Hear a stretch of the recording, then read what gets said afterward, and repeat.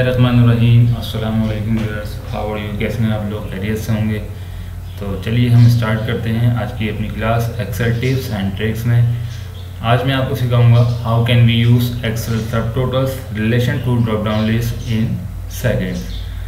तो किस तरीके से हम एक्सेल सब टोटल और रिलेशन करेंगे हम ड्रॉप डाउन लिस्ट के साथ। तो इसके लिए हमें जिन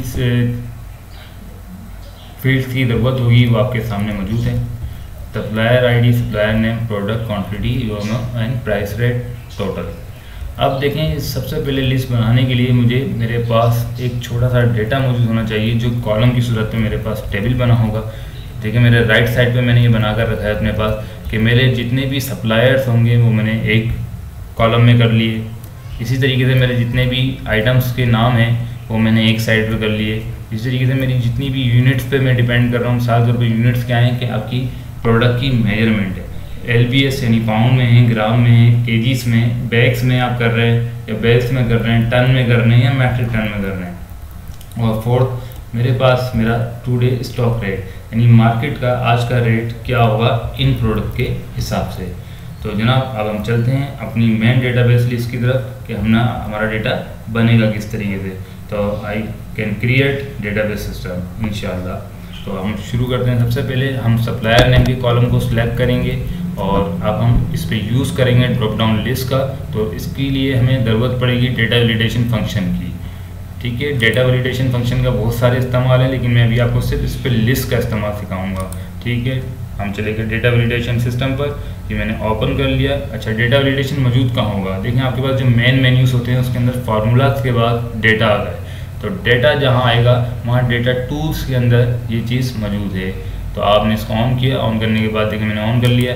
अब मैं अपनी लिस्ट पर गया, मुझे लिस्ट से करना है और मैंने यहाँ पे सोर्स दे दी। सोर्स वो देंगे, वो कॉलम देंगे आप जो आपको इस डेटाबेस के अंदर चाहिए। तो मैंने इसको सिलेक्ट किया। पूरा सिलेक्ट करने के बाद मैंने इसको ओके कर दिया। ठीक है, अब ये देखें उसका मकसद क्या हुआ कि देखें मैं सिर्फ अल्टर डाउन कंडीशन प्रेस करूँगा तो मेरे पास मेरी जो लिस्ट थी कॉलम की वो आना शुरू होगी। अगर मैं इन नामों के अलावा कोई दूसरा नाम अगर मैं लूँगा, देखिए मैं सिलेक्ट कर रहा हूँ। ठीक है, ये देखें अगर मैं इसके अलावा कोई दूसरा नाम लिखता हूँ जैसा रॉयल टेक्सटाइल, तो देखें वो रिस्ट्रिक्शन लगा देगा। देखिए आपके पास मैंने जैसे लिखा उसने रिस्ट्रिक्शन लगा दी। This value does not make the data validation restriction defined for this cell. यानी आपकी जो टेबल ऑफ कंटेंट्स बना हुआ था उसके अंदर रॉयल टेक्सटाइल का तो नाम ही मौजूद नहीं है, तो आप कैसे एंट्री कर रहे हैं? ठीक है, तो अब मैं इसको कैंसिल करता हूँ। कैंसिल करने के बाद मैं इसी तरीके से अपनी प्रोडक्ट की लिस्ट बनाऊंगा। तो इसको भी मैं प्रोडक्ट को सिलेक्ट करूँगा। सिलेक्ट करने के बाद मैं दोबारा डेटा वैलिडेशन में जाऊँगा। ठीक है जनाब, डेटा वैलिडेशन में जाने के बाद मैं लिस्ट वैल्यू करूँगा। लिस्ट वैल्यू करने के बाद मैं अपनी सोर्स दूँगा और मुझे लाजमी बात है प्रोडक्ट चाहिए, तो प्रोडक्ट मैंने यहाँ से सिलेक्ट कर दी। ठीक है, ठीक, उसके बाद मुझे क्वांटिटी तो ये मैं खुद दूंगा और यूनिट और मेजरमेंट चाहिए तो मैं इसको भी सिलेक्ट करूँगा यहाँ से। और इसी तरीके से मैं अपनी सारी जो भी टेबल ऑफ कंटेंट्स होंगे वो डेटा वैलिडेशन के अंदर लेकर उसकी कंप्लीट टेबल लिस्ट बना दूँगा। ये देखिए जनाब, ये मेरी सिलेक्ट हो गई। थोड़ा सा हमें जल्दी करना पड़ेगा वरना वीडियो बहुत लंबा हो जाएगा। लेकिन जनाब इस तरीके से प्राइस रेट मैंने ले लिए और लिस्ट मैंने सेलेक्ट की। लिस्ट सेलेक्ट करने के बाद अपनी सोर्स में चला गया और टुडे स्टॉक रेट मैंने अपना ये सिलेक्ट कर लिया। ठीक है जनाब, यानी मुकम्मल ऑटोमेटेड लिस्ट बन जाएगी, आपको कुछ भी इस पर टाइप करना नहीं पड़ेगा। ये देखिए कॉटन यान मैंने सेलेक्ट कर दिया। यहाँ से 12 सिंगल, थोड़ा स्पीड पकड़ता हूँ मैं।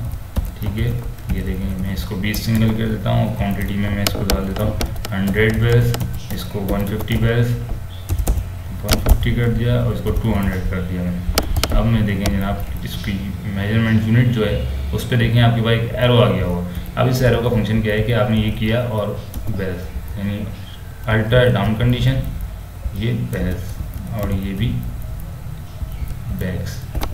ठीक, अब प्राइस रेट आपके पास देखें। आपने प्राइस रेट लिस्ट हम क्यों बनाते हैं? इसलिए बनाते हैं ये लिस्ट कि हमारी जो बजटरी कॉस्ट है वो इस रेट से आगे नहीं जाना चाहिए। मिसाल के तौर पर आखिरी आपने सेलेक्ट करी हुई वैल्यू 6550।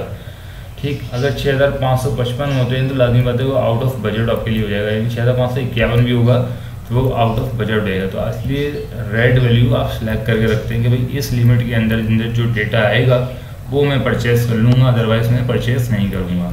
ठीक है, ये चीज़ आपके पास आ गई। अब मैं देखें इसमें रेट सेलेक्ट कर देता हूँ। 1 कैरेट मैंने ये सिलेक्ट कर लिए, 1 कैरेट ये सिलेक्ट कर लिए, 1 कैरेट मैंने ये सिलेक्ट कर लिए। इसके बाद देखिए बाद लोग करते क्या है कि एक प्रोडक्ट का फार्मूला निकालने के लिए वो मैनुअल एक फार्मूला लगा देते हैं। ठीक, फंक्शन तो ये मैनुअल भी करेगा, लेकिन जो एक्सेल की टेक्निक्स हैं वो आपने यहाँ पर मिस कर दी। ठीक, इसमें अब आगे चल के शीट लंबी होगी, बड़ी हो जाएगी काफ़ी, तो उसमें ये एरर आएंगे इस तरह के, तो आप इस एरर को दूर नहीं कर सकेंगे। तो इसके लिए हम शुरू से ही इस पर फंक्शन का इस्तेमाल करेंगे। तो हम क्या करेंगे, equal to product bracket shift दबा के ब्रैकेट प्रेस किया और अपनी क्वांटिटी को सिलेक्ट किया और कॉमा प्रेस किया और उसके बाद मैंने अपना नेक्स्ट सेल सेलेक्ट करने के बाद इसको शिफ्ट करके ब्रैकेट क्लोज कर दिया। अब देखिए मेरा ये प्रोडक्ट का फार्मूला लग गया है और मैंने इसको ड्रैग कर दिया सबकी तरफ और बॉर्डर की लाइनिंग देने के बाद मैंने इसको सिलेक्शन कर दी और देखिए मेरे पास का टोटल आ चुका है। अब मैं अपनी शीट को थोड़ा सा शॉर्ट कर लेता हूँ। शॉर्ट करने के लिए क्योंकि इसमें मैं अपनी सप्लायर आईडी डाल देता हूँ KHI1005 KHI1006 KHI1067। ठीक है, ये मेरी लिस्ट बन चुकी है। ठीक है, तो ये फंक्शन था डेटा वैलिडेशन का कि इस तरीके से हम इसको अपनी लिस्ट में यूज़ करते हैं। अच्छा, अब आती है बात कि सर आपने ये चीज़ जो है राइट साइड पे क्यों बनाई।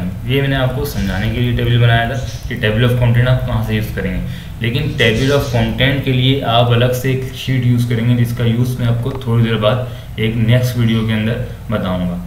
ये शीट एक बनी रहेगी और ये पूरे हमारे डेटाबेस प्रोजेक्ट के अंदर ये एक ही शीट का पर हमें काम करना होगा और बारी शीट्स पर हमारा तकरीबन ये आंसर जाएंगे।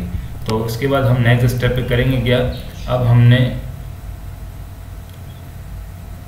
इस पूरी शीट को सिलेक्ट करना है अपनी फील्ड से और यहाँ एक फार्मूला यूज़ करना है अल्टर D और B के साथ। ये देखें सब टोटल फार्मूला गिराता है। यहाँ सप्लायर नेम को आप सिलेक्ट करें।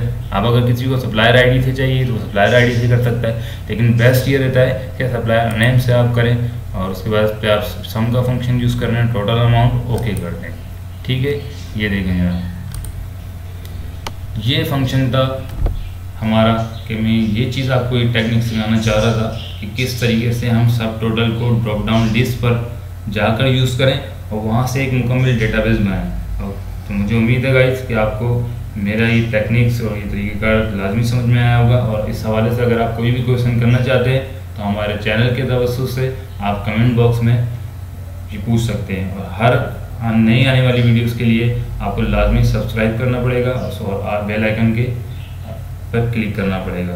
तो मुझे उम्मीद है कि इंशाल्लाह आप ज़रूर इस पे हमारे साथ कोऑपरेट भी करेंगे और हमारी चीज़ को समझेंगे। Thank you so much. जब तक के लिए अल्लाह हाफिज़।